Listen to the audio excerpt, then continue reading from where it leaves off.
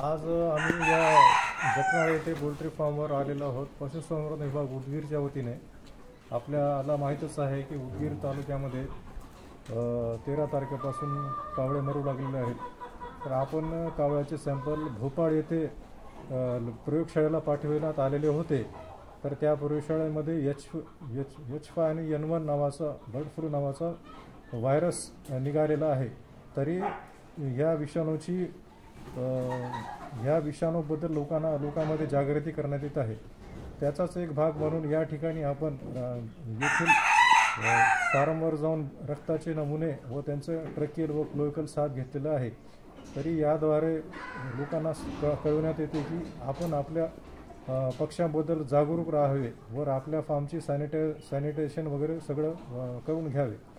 पशुसंवर्धन विभाग उदगीर येथील अधिकारी व कर्मचारी येथे येऊन या फार्मवरील पक्ष्यांची रक्त नमुने व ट्रकियल व फिकल स्वॅब घेतलेले आहे. तरी याबद्दल लोकांमध्ये जागरूकता निर्माण करण्यासाठी पशुसंवर्धन विभाग उदगीरच्या वतीने प्रयत्न करण्यात येत आहे.